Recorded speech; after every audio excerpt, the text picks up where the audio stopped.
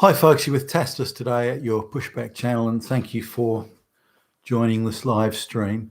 In this essay, I'd like to talk about how the Western bodies politic, in fact, all Western politicians, the scientific and political institutions, the public service institutions, the universities, the mainstream media, all of them now are committed and are telling the most monstrous lies all the time. And these are lies designed purely to deceive the population. They don't have any purpose. I suppose you could say some maybe for these people to avoid accountability perhaps, but there's hardly any accountability in any way. All the mechanisms of accountability that existed in the Western world to hold politicians to account, to hold the media to account, to hold public service institutions to account, pretty much all of these are gone now. There's some alternative media outlets that talk about it, but 95% of the media is controlled by the globalists now, and they make sure that they can tell, again, any lie they want. Now the lies, come in various shapes and sizes. So we can say we commissioned a study that finds that 9 out of every 10 women is raped every day in America. Now, eminent scientists have said, or eminent professors have said, now, we're just politicians. We don't know. We've got to do what the experts say. The experts said it, so we have to act. That's the evidence and the advice we've got. So we're going to make sure that any male person over the age of 1 year old is thrown in prison for life, and there we go, problem solved. But we have to do it. We have to do it. It's an epidemic. We've just got to do it. We care about the people, and we care about women, so we're going to do this, and we care about children. So any lie can be told, which then is used to justify government policy and new laws that are put through. Now, whenever you see these sort of studies and things like this, you know that they're full of lies and full of misinformation or chronic exaggerations. And I'll just run through a few examples here, but again, the point I'm making is the mechanism of accountability has gone, so they can tell these lies and get away with it. And then emboldened by this, they then tell even bigger lies and so on. But as no one calls them out, there's no mechanism left to call them out. What are the public? Oh, well, no one's disputing it. So I guess it's true, would be Joe Public sitting in their lounge room. Maybe it's true. Seems a bit strange to me, but no one's saying it isn't true. There's MSNBC and CNN are saying the same thing, and so is ABC and so on. So, but because all the media is controlled, of course they're saying the same thing because they're reading all from the same sheet. But the politicians who could stand up and say something are either being denied any sort of a megaphone, or they're being depersoned certainly in America and Britain, for example.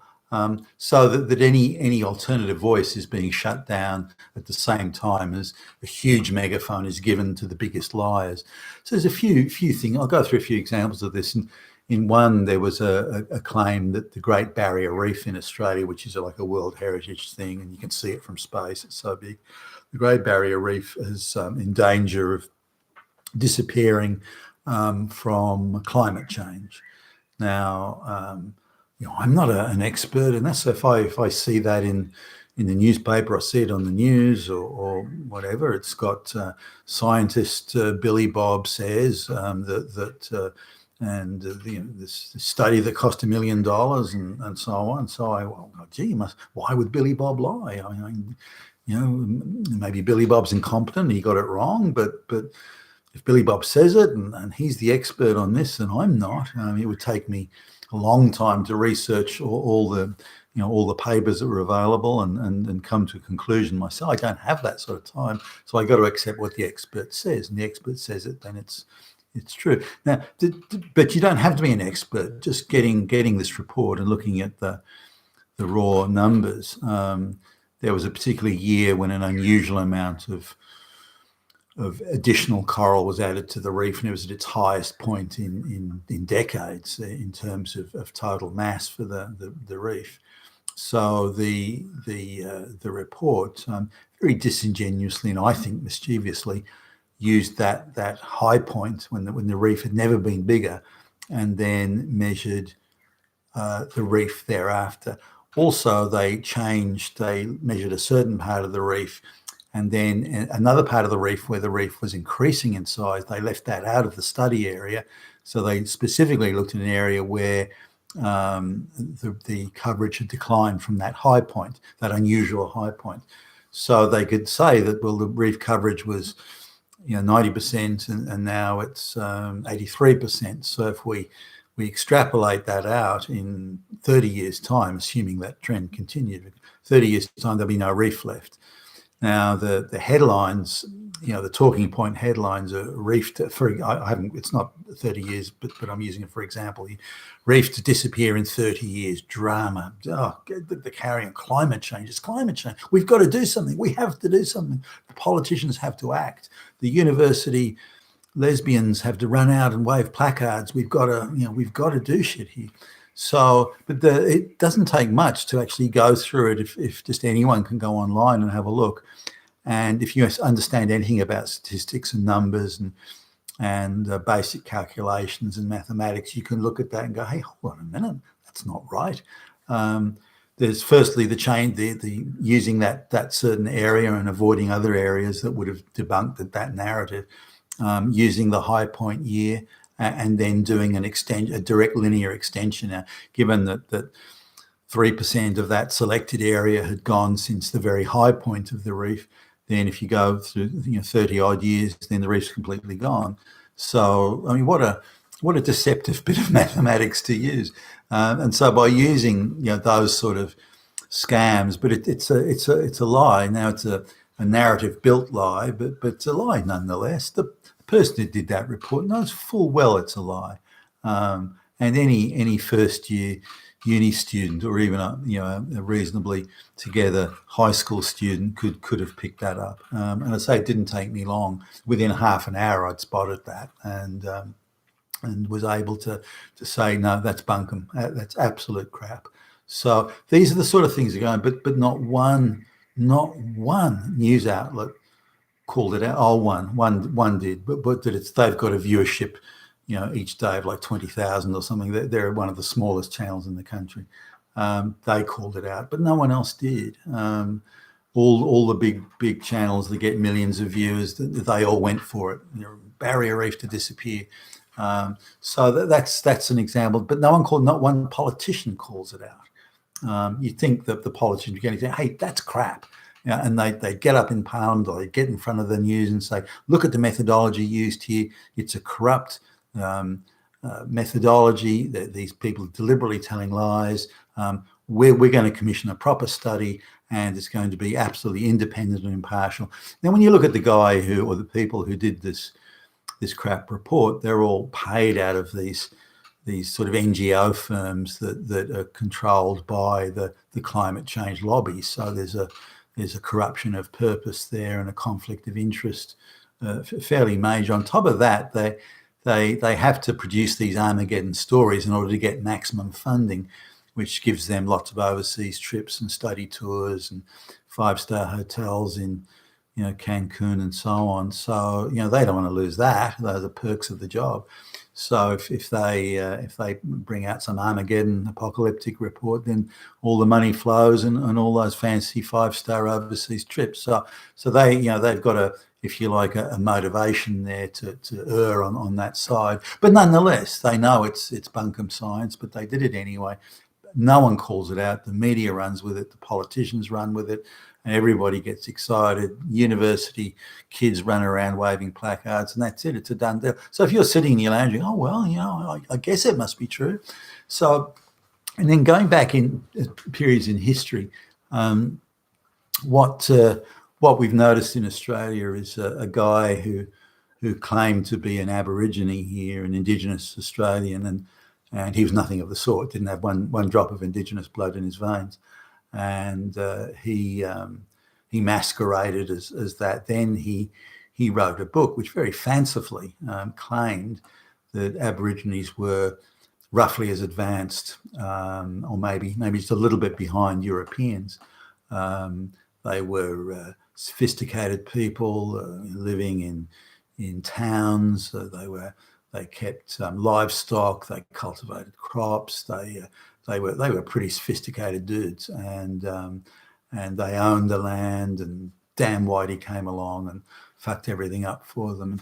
And he wrote this book, and the book, no one called it out. It was manifestly absurd, and he claimed that he'd studied the history, and I don't know what history he studied, but he must have been asleep or whatever when he did it. But the claims made in the book are just pure fantasy, absolute fantasy. Yet no one called it out. No one said anything. No, again, one small channel did, but and alternative media sources did, and a couple of smaller magazines on the centre right did, but no one. All the main TV stations, all the departments of education around Australia, all the politicians went with it. In fact, they even went out of their way to defend it. So this book, which is just wall-to-wall fantasy and nonsense, has actually been entered into the school curriculum of most of the states in Australia. That's insane. But these are the lies that are getting told, but no one is. And the normal mechanisms, for example, are free and independent media. They would have called it out straight away when they were free and independent, but they're not. They're controlled by the globalists now. The politicians, when Australia and the Western countries were sovereign nations, they're not. They're also controlled by the globalists now. Politicians would have called it out. It would have been jeered and embarrassed out of existence. No publisher would have touched it. It would have just disappeared into the ether, and good riddance of that. But instead, it became a best-selling book that is now part of the core curriculum in high schools across Australia, and is touted in universities as some sort of fucking tour de force. So now, also still staying with Aboriginal history, there are outrageous claims that white people took Aboriginal children from their families for the sole purpose, or for the sole reason rather, that white people are evil and racist. There's no other reason for it. All white people are evil and racist. That's it. Nothing to talk about. End of debate. End of story. And if you disagree with that, you're Hitler. So they had this thing about, and they called it the stolen generation, and a whole bunch of screaming activists were put together to write up this report, this commission of investigation.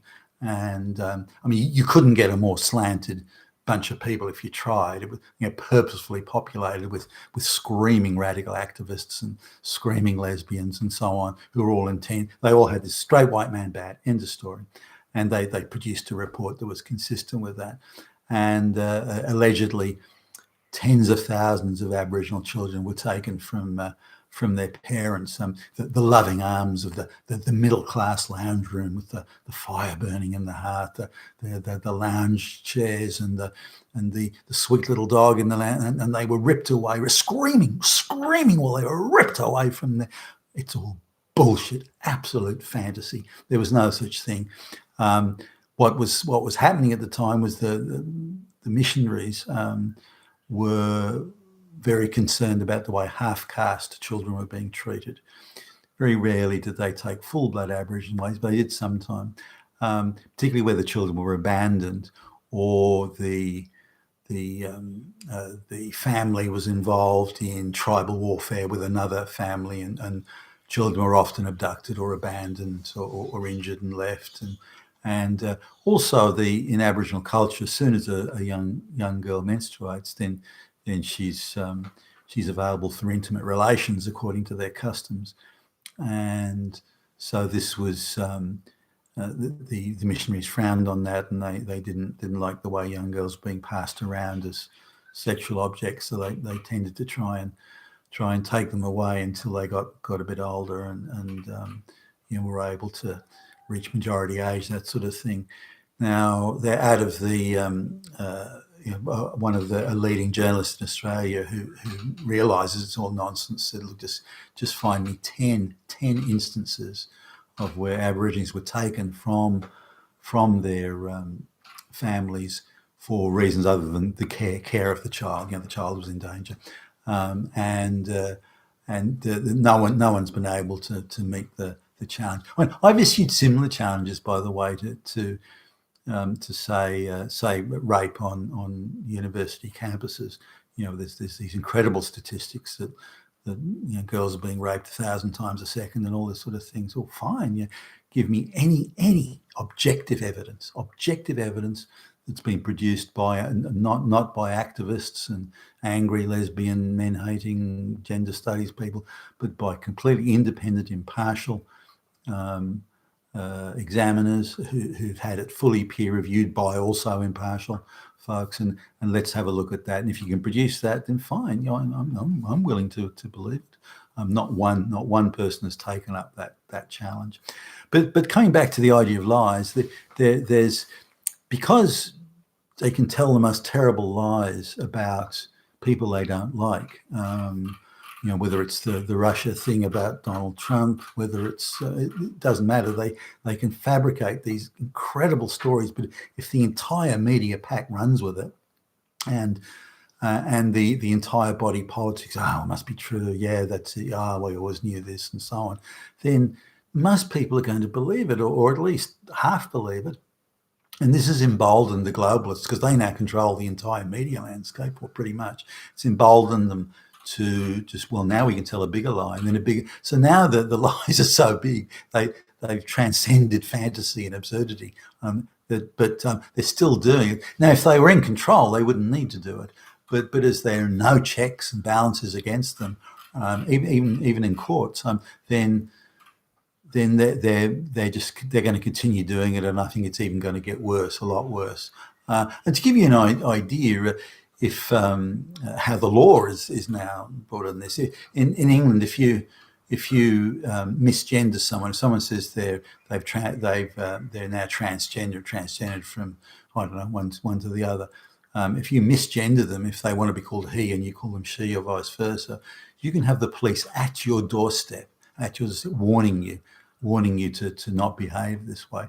But if you say the most terrible things about straight white people, most terrible things, untrue, slanderous in the extreme, police, no one's interested. You want to do something like that, you've got to do it in your own time at your own expense. But if you do something to upset the transgender or the gay lesbian or whatever, then the police will come after. The power of the state, the resources of the state are set against you. And this is the part of the globalist scam, that anything that divides the white community, such as you have to tiptoe around transgenders, you've got to tiptoe around the black lesbian, you have to tiptoe around race and gender and this, that. Because you have to do that, they divide society, they crush society, they crush white people's will to resist, because it's just all gone crazy. I can't take this anymore. I can't be bothered anymore. And that's what they want. And so they use the power of the state to enforce these socially divisive mechanisms that they have. And you've got the police on your door there. But if white people are slandered and libeled in the press with the most outrageous lies, then who cares? That's your problem, buddy. You've been with Tacitus today, your Pushback channel, and thank you for listening. What was that button?